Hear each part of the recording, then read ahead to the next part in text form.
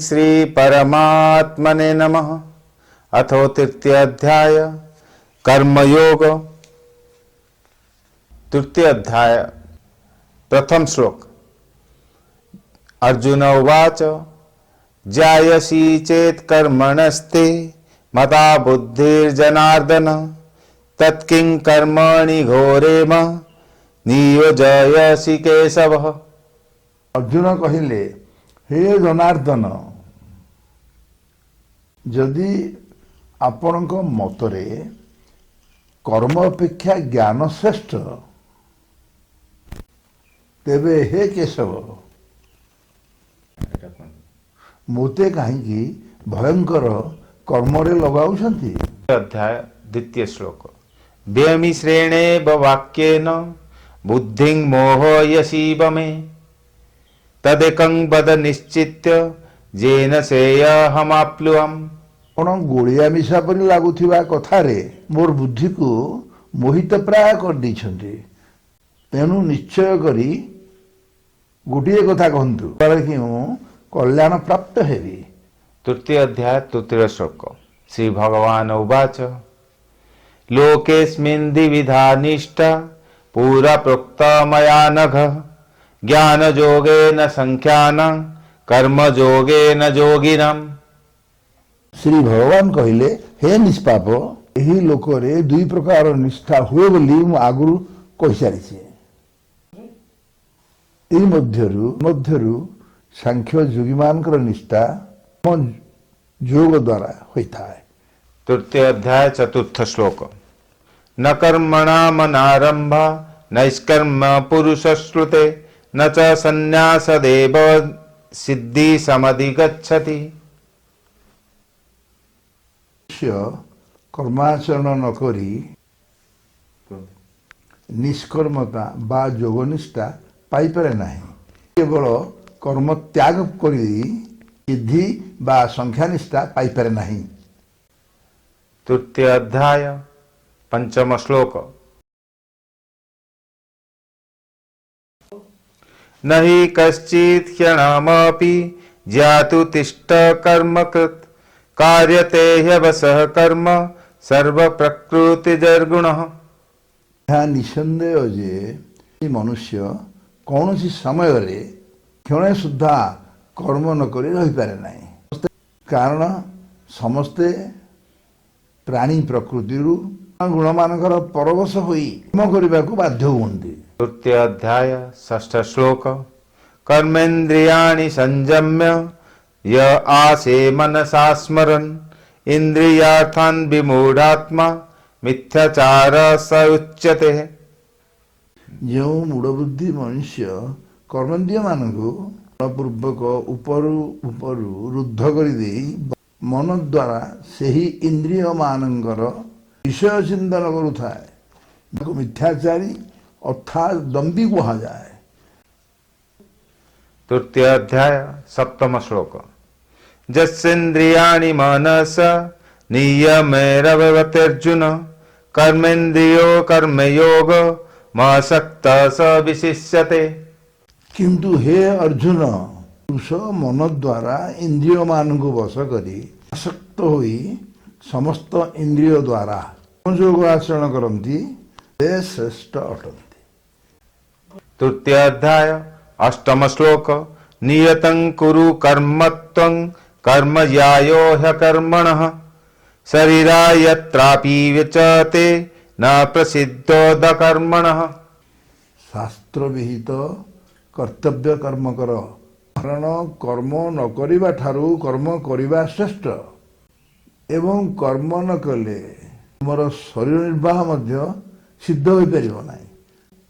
तृतीय अध्याय नवम श्लोक यज्ञार्थात् कर्मण्यन्यत्र लोकयं कर्म बंधन तदर्थं कर्म कौन्तेय मुक्त संग समाचर।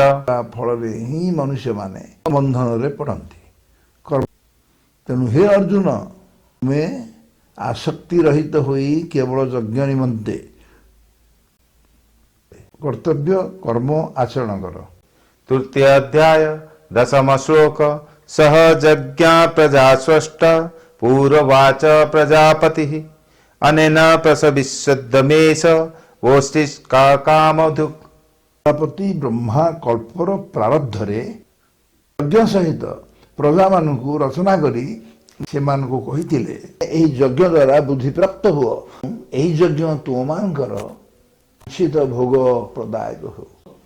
तृतीय अध्याय एकादश श्लोक देवन् भावयतानेन ते देवा भावयन्तु च परस्परं भावयन्त श्रेय परं व्यपश्यतः। ତୁମେମାନେ ଏହି ଯଜ୍ଞ ଦ୍ୱାରା ଦେବତାମାନଙ୍କୁ ଉନ୍ନତ କର ଏବଂ ସେହି ଦେବତାମାନେ ତୁମର ଉନ୍ନତି କରନ୍ତୁ। ପରସ୍ପରକୁ ଉନ୍ନତି କରିବା ଫଳରେ ମାନେ ପରମ କଲ୍ୟାଣ ପ୍ରାପ୍ତ ହୋଇଯିବ। तृतीय अध्याय द्वादश श्लोक इष्टन् भोगान् हि वो देव दस्यन्ते यज्ञ भावितः तैदत्तान्मातनो याभ्यो यो भुक्तेस्तेन एव सः।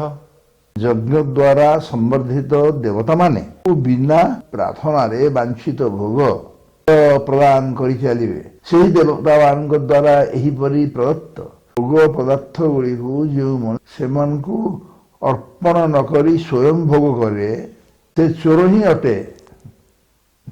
तृतीय अध्याय त्रयोदश श्लोक यज्ञशिष्टाशिना सन्तो मुच्यन्ते सर्वकिल्बिषौ भुञ्जन्ते ते त्वङ्ग पापा जे पच्यन्ते कारणात्। ଯଜ୍ଞରୁ ବଳୁଥିବା ଅନ୍ନ ଭୋଜନ କରୁଥିବା ଶ୍ରେଷ୍ଠ ପୁରୁଷମାନେ ସମସ୍ତ ପାପରୁ ମୁକ୍ତ ହୋଇଯାଆନ୍ତି ଏବଂ ଯେଉଁ ପାପୀମାନେ ନିଜର ଶରୀର ପୋଷଣ ପାଇଁ ରନ୍ଧନ କରନ୍ତି ସେମାନେ ପାପ ହିଁ ଭୋଜନ କରନ୍ତି। तृतीय अध्याय चतुर्दश एवं पंचदश श्लोक अन्न भवति बहुतानि पर्जन्य तन्न संभव यज्ञा भवति पर्जन्यो यज्ञ कर्म समुद्भव कर्म ब्रह्मो भवं विद्धि ब्रह्माक्षर समुद्भवम् तस्मात् स विगतं ब्रह्म नित्य यज्ञे प्रतिष्ठितम्। ସମସ୍ତ ପ୍ରାଣୀ ଅନ୍ନରୁ ଉତ୍ପନ୍ନ ହୁଅନ୍ତି। ଉତ୍ପତ୍ତି ବୃଷ୍ଟିରୁ ହିଁ ହୁଏ। ବୃଷ୍ଟି ଯଜ୍ଞରୁ ଉତ୍ପନ୍ନ ହୁଏ। ଯଜ୍ଞ ବିହିତ କର୍ମରୁ ଉତ୍ପନ୍ନ ହୁଏ। ସମୁଦାୟ ବେଦରୁ ଉତ୍ପନ୍ନ ହୁଅନ୍ତି ଏବଂ ବେଦ ଅବିନାଶୀ ପରମ ଆତ୍ମାଠୁ ଉତ୍ପନ୍ନ ହୁଏ। ସିଦ୍ଧ ହେଲା ଯେ ସର୍ବବ୍ୟାପୀ ପରମ ଅକ୍ଷର ପରମ ଆତ୍ମା ସର୍ବଦା ଯଜ୍ଞରେ ପ୍ରତିଷ୍ଠିତ। तृतीय अध्याय 16तम श्लोक एवं प्रवर्तितं चक्र नानुवर्तयति हज अघायुरिन्द्रियारामो मोघं पार्थ सजीवति। ଯେଉଁ ପୁରୁଷ ଇହଲୋକରେ ପରମ୍ପରା କ୍ରମେ ପ୍ରଚଳିତ ହୋଇ ଆସିଥିବା ସୃଷ୍ଟି ଚକ୍ର ହୋଇ ଚଳେ ନାହିଁ, ନିଜର କର୍ତ୍ତବ୍ୟ ପାଳନ କରେ ନାହିଁ, ଇନ୍ଦ୍ରିୟ ମାନଙ୍କ ଦ୍ୱାରା ଭୋଗରେ ରମଣ କରୁଥିବା ପାପାୟୁ ପୁରୁଷ ବୃଥାରେ ଜୀବନ ଧାରଣ କରେ। तृतीय अध्याय 17तम श्लोक जस्त्वात्मरतिरेव स्याद्यात्म तृप्तश्च मानवः आत्मन्येव च सन्तुष्ट तस्य କାର୍ଯ୍ୟ न विद्यते। ଯେଉଁ ମନୁଷ୍ୟ ଆତ୍ମାରେ ରମଣ କରୁଥାନ୍ତି, ଆତ୍ମାରେ ତୃପ୍ତ ଏବଂ ଆତ୍ମାରେ ସନ୍ତୁଷ୍ଟ ହୋଇ ରହିଥାନ୍ତି, ସେ କର୍ତ୍ତବ୍ୟ କରିବା ପାଇଁ ବାକି ରହିନଥାଏ ଏବଂ ତାଙ୍କ ପାଇଁ କୌଣସି କର୍ତ୍ତବ୍ୟ ବି କରିବା ପାଇଁ ବାକି ନଥାଏ। तृतीय अध्याय 18तम श्लोक नैव तस्य कृतो नार्थो न कृतेनेह कश्चन न तस्य सर्वभूतेषु कश्चिदर्थ व्यापश्रयः। ସେହି ମହାପୁରୁଷମାନଙ୍କର ଏହି ବିଶ୍ୱରେ କୌଣସି କର୍ମ କରିବାର ପ୍ରୟୋଜନ ରହେ ନାହିଁ କିମ୍ବା କର୍ମ ନ କରିବାର କୌଣସି ପ୍ରୟୋଜନ ରହେ ନାହିଁ। କୌଣସି ପ୍ରାଣୀମାନଙ୍କ ସହିତ ମଧ୍ୟ ତାଙ୍କର କିଛି ବି ସମ୍ବନ୍ଧ ରହେ ନାହିଁ। तृतीय अध्याय 19तम श्लोक तस्मादसक्तः सततं कार्यं कर्म समाचर असक्तो ह्यचरन् कर्म परमाप्नोति पुरुषः। ନିରନ୍ତର ଆସକ୍ତିରତ ହୋଇ ନିଷ୍ଠାର ସହିତ କର୍ତ୍ତବ୍ୟ କର୍ମ କର, କାରଣ ଆସକ୍ତି ରହିତ ହୋଇ କର୍ମ ଥିବା ମନୁଷ୍ୟ ପରମ ଆତ୍ମାକୁ ପାଇଯାଆନ୍ତି। तृतीय अध्याय 20तम श्लोक कर्मण्यव हि संसिद्धि मासीता जनकादय लोकसंग्रहमेवापि संपश्चन् कर्तुमर्हसि। ଅନୁଜାତି ଜ୍ଞାନୀମାନେ ମଧ୍ୟ ରହିତ କର୍ମ ଦ୍ୱାରା ହିଁ ପରମ ସିଦ୍ଧି ପ୍ରାପ୍ତ ହୋଇଥିଲେ। ଲୋକ କଲ୍ୟାଣ ଦୃଷ୍ଟିରୁ କର୍ମ ହିଁ କରିବା ଉଚିତ। तृतीय अध्याय 21तम श्लोक यदा यदा चरति श्रेष्ठ तत्त्वदेवतरो जनः स यत्प्रमाणं कुरु ते लोकस्तदवन्तते। ଶ୍ରେଷ୍ଠ ମନୁଷ୍ୟ ଯେଉଁ ଯେଉଁ ଆଚରଣ କରନ୍ତି ମନୁଷ୍ୟମାନେ ମଧ୍ୟ ସେହିଭଳି ଆଚରଣ କରନ୍ତି ଏବଂ ସେ ଯାହା କିଛି ପ୍ରମାଣ କରିଦିଅନ୍ତି ତାହା ଅନୁସରଣ କରନ୍ତି। तृतीय अध्याय 22तम श्लोक न मे पार्थास्ति कर्तव्यं त्रिषु लोकेषु किंचन नानाव्याप्तमवाप्तव्यं वर्त एव च कर्मणि। हे अर्जुन, ତିନି ଲୋକରେ ମୋ ପାଇଁ କୌଣସି କର୍ତ୍ତବ୍ୟ ନାହିଁ, କୌଣସି ପ୍ରାପ୍ତି ଯୋଗ୍ୟ ବସ୍ତୁ ମୋତେ ଅପ୍ରାପ୍ତ ନୁହେଁ, ତଥାପି ମୁଁ କର୍ମରେ ହିଁ ଲାଗି ରହିଛି। तृतीय अध्याय 23तम श्लोक यदि ह्ययं न वर्तेयं जातु कर्मण्यतन्दितः मम वर्मानुवर्तन्ते मनुष्या पार्थ सर्वशः। କାରଣ ହେ ପାର୍ଥ, ଯଦି ମୁଁ କଦାଚିତ ସାବଧାନ ହୋଇ ଲାଗି ନ ରହିବି ତେବେ ବଡ଼ କ୍ଷତି ହୋଇଯିବ। ମନୁଷ୍ୟମାନେ ସବୁ ଦିଗରୁ ମୋତେ ଅର୍ଥାତ୍ ମୋରି ମାର୍ଗ ଅନୁସରଣ କରନ୍ତି।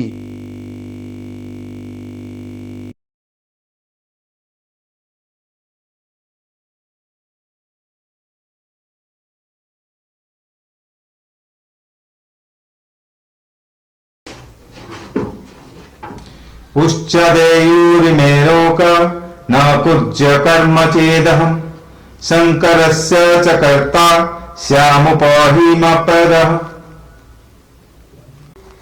ତେଣୁ ଯଦି ମୁଁ କର୍ମ ନ କରିବି ତେବେ ଏ ସମସ୍ତ ମନୁଷ୍ୟ ନଷ୍ଟଭ୍ରଷ୍ଟ ହୋଇଯିବେ ଏବଂ ମୁଁ କର୍ତ୍ତା ହୋଇଯିବି ତଥା ଏହି ସମସ୍ତ ପ୍ରଜାଙ୍କୁ ନଷ୍ଟ କରିବାର କାରଣ ହୋଇଯିବି। सक्त कर्मण्य विद्वासो यथा कुर्वन्ति भारत कुर्यत्व विध्वस्तत्त सक्त श्रीकृष्ण लोक संग्रहम्। हे ଭାରତ, କର୍ମରେ ଆସକ୍ତ ହୋଇଥିବା ଅଜ୍ଞାନ ଲୋକେ ଯେଉଁ ପ୍ରକାର କର୍ମ କରନ୍ତି, ଆସକ୍ତି ରହିତ ଲୋକ ସଂଗ୍ରହ କରିବାକୁ ଇଚ୍ଛୁକ ହୋଇ ସେହି ପ୍ରକାର କର୍ମ କରିବା ଉଚିତ। न बुद्धि भेदं जन येन ज्ञानं कर्म संगिनाम् योषते तोक सर्वकर्माणि विद्वान् युक्त समाचरन्। ପରମାତ୍ମାଙ୍କ ସ୍ୱରୂପରେ ଅଟଳ ଭାବରେ ସ୍ଥିତ ହୋଇଥିବା ଜ୍ଞାନୀ ପୁରୁଷ ଆସକ୍ତିଯୁକ୍ତ ହୋଇ ଶାସ୍ତ୍ର ବିହିତ କର୍ମ କରୁଥିବା ଅଜ୍ଞାନମାନଙ୍କ ବୁଦ୍ଧିରେ ଭ୍ରମ ଅର୍ଥାତ୍ କର୍ମ ପ୍ରତି ଅଶ୍ରଦ୍ଧା ଉତ୍ପନ୍ନ କରାଇବା ଉଚିତ ନୁହେଁ, ବରଂ ନିଜେ ସମସ୍ତ ଶାସ୍ତ୍ର ବିହିତ କର୍ମ ଭଲ ଭାବରେ ଆଚରଣ କରି ସେମାନଙ୍କ ଦ୍ୱାରା ମଧ୍ୟ ସେହିପରି ଆଚରଣ କରାଇବା ଉଚିତ। प्रकृते क्रियमाणानि गुणो कर्माणि सर्वशः अहंकार विमूढात्मा कर्ताहमीति मन्यते। वस्तुतः समस्त कर्म ସବୁ ପ୍ରକାର ପ୍ରକୃତିର ଗୁଣମାନଙ୍କ ଦ୍ୱାରା କରାଯାଉଥାଏ। ତଥାପି ଯାହାର ଅନ୍ତଃକରଣ ଅହଙ୍କାରରେ ମୋହିତ ହୋଇ ରହିଯାଏ, ସେହି ଅଜ୍ଞାନ ମୁଁ ହିଁ କର୍ତ୍ତା ବୋଲି ମନେ କରେ। तत्त्ववितो महाबाहो गुण कर्म विभागयो गुण गुणेषु वर्तन्त इति मत्वा स सज्जते। କିନ୍ତୁ ହେ ମହାବାହୁ, ଗୁଣ ବିଭାଗ ଓ କର୍ମ ବିଭାଗର ତତ୍ତ୍ୱ ଜାଣିଥିବା ଜ୍ଞାନ ଯୋଗୀ ଗୁଣମାନେ ହିଁ ଗୁଣମାନଙ୍କରେ ପ୍ରବର୍ତ୍ତିତ ହୁଅନ୍ତି ବୋଲି ବୁଝି ସେଥିରୁ ଆସକ୍ତ ହୁଅନ୍ତି ନାହିଁ। प्रकृते गुण सन्मूढ़ सज्जन्ते गुण कर्मसु तान् कृष्ण विदो मन्दन् कृष्ण वित्तो विचालयेत्। ପ୍ରକୃତିର ଗୁଣରେ ଅତ୍ୟନ୍ତ ମୋହିତ ହୋଇଥିବା ମନୁଷ୍ୟମାନେ ଗୁଣମାନଙ୍କର ଓ କର୍ମମାନଙ୍କର ଆସକ୍ତ ରହନ୍ତି। ପୂର୍ଣ୍ଣ ଭାବରେ ବୁଝିନଥିବା ସେହି ମନ୍ଦବୁଦ୍ଧି ଅଜ୍ଞାନମାନଙ୍କୁ ପୂର୍ଣ୍ଣ ଭାବରେ ଜାଣିଥିବା ଜ୍ଞାନୀ ବିଚଳିତ କରିବା ଉଚିତ ନୁହଁ। मया सर्वाणि कर्माणि सन्न्यस्यध्यात्मचेतसा निराशी निर्ममो भूत्वा युद्धस्य विगतज्वर। ଅନ୍ତର୍ଯ୍ୟାମୀ ପରମ ଆତ୍ମାଙ୍କ ଠାରେ ଲାଗି ରହିଥିବା ଚିତ୍ତରେ ସମସ୍ତ କର୍ମ ମୋ ଠାରେ ଅର୍ପଣ କରିଦେଇ ଆଶା ରହିତ, ମମତା ରହିତ ଓ ସନ୍ତାପ ରହିତ ହୋଇ ଯୁଦ୍ଧ କର। ये मे मतमिदं नित्यं मनुतिष्ठत्वमानवः श्रद्धवन्तो न शुच्यन्तो मुच्यन्ते ते विकर्मभिः। ଯେଉଁ ମନୁଷ୍ୟମାନେ ଦୋଷ ଦୃଷ୍ଟିରୁ ରହିତ ହୋଇ ଏବଂ ଶ୍ରଦ୍ଧାଯୁକ୍ତ ହୋଇ ସଦାସର୍ବଦା ମୋର ଏହି ମତ ଅନୁସରଣ କରନ୍ତି, ସେମାନେ ମଧ୍ୟ ସମସ୍ତେ କର୍ମରୁ ମୁକ୍ତ ହୋଇଯାଆନ୍ତି। ये त्वेतदभ्यसूयन्तो नानुतिष्ठन्ति मे मतम् सर्वज्ञान विमूढात्मन् विद्धि नष्टां चेतसः। କିନ୍ତୁ ଯେଉଁ ମନୁଷ୍ୟମାନେ ମୋ ଠାରେ ଦୋଷାରୋପଣ କରି ମୋର ଏହି ମତ ଅନୁସାରେ ଚଳନ୍ତି ନାହିଁ, ସେହି ମୂର୍ଖମାନଙ୍କୁ ତୁମେ ସମସ୍ତ ଜ୍ଞାନରେ ମୂଢ଼ ବୋଲି ଓ ନଷ୍ଟ ହୋଇଯାଇଛନ୍ତି ବୋଲି ହିଁ ଜାଣ। शत्रु संचेष्टते स्वत्वा प्रकृते ज्ञानवानपि प्रकृति यन्ति भूतानि निग्रहं न करिष्यति। ସମସ୍ତ ପ୍ରାଣୀ ପ୍ରକୃତିକୁ ପ୍ରାପ୍ତ ହୁଅନ୍ତି, ଅର୍ଥାତ୍ ନିଜ ସ୍ୱଭାବର ପରବଶ ହୋଇ କର୍ମ କରନ୍ତି। ଜ୍ଞାନମାନ ବ୍ୟକ୍ତି ମଧ୍ୟ ନିଜ ପ୍ରକୃତି ଅନୁସାରେ ଚେଷ୍ଟା କରନ୍ତି। ତେଣୁ ଏଥିରେ କାହାର ଜିଦ୍ ବା କ'ଣ କରିବ? इंद्रिय संद्रिय स्वार्थे राग दोषो व्यवस्थितौ तयोर्न वशमागच्छत्यो यस्य परिपन्थिनौ। ଇନ୍ଦ୍ରିୟର ଅର୍ଥରେ ଅର୍ଥାତ୍ ପ୍ରତ୍ୟେକ ଇନ୍ଦ୍ରିୟର ବିଷୟରେ ରାଗ ଓ ଦ୍ୱେଷ ଲୁଚି ରହିଛି। ମନୁଷ୍ୟ ସେହି ଦୁଇଟିର ବଶବର୍ତ୍ତୀ ହେବା ଉଚିତ ନୁହେଁ, କାରଣ ସେ ଦୁଇଟି ହେଉଛନ୍ତି ତାର କଲ୍ୟାଣ ମାର୍ଗରେ ବିଘ୍ନ ସୃଷ୍ଟିକାରୀ ବିରାଟ ଶତ୍ରୁ। श्रेयान् स्वधर्म विगुण परो धर्म सुनिष्ठितात् स्वधर्मे निधनं श्रेय परो धर्म भयावह। ଉତ୍ତମ ଆଚରଣ ସହିତ ପାଳିତ ହୋଇଥିବା ଅନ୍ୟ ଧର୍ମ ଠାରୁ ଗୃହରହିତ ହେଲେ ମଧ୍ୟ ସ୍ୱଧର୍ମ ଅଧିକ ମଙ୍ଗଳକର, ନିଜ ଧର୍ମରେ ମରିମା ମଧ୍ୟ କଲ୍ୟାଣକର, କିନ୍ତୁ ଅନ୍ୟ ଧର୍ମ ଭୟାବହ। अर्जुन उवाच अथ केन प्रयुक्तोऽयं पापं चरति पुरुषः अनिच्छन्नपि वार्ष्णेय बलादिव नियोजितः। अर्जुन କହିଲେ, हे कृष्ण, ପୁଣି ଏହି ମନୁଷ୍ୟ ସ୍ୱୟଂ ଇଚ୍ଛା ନ କଲେ ମଧ୍ୟ ବଳପୂର୍ବକ ଲଗାଇବା ପରି କାହା ଦ୍ୱାରା ପ୍ରେରିତ ହୋଇ ପାପ ଆଚରଣ କରେ।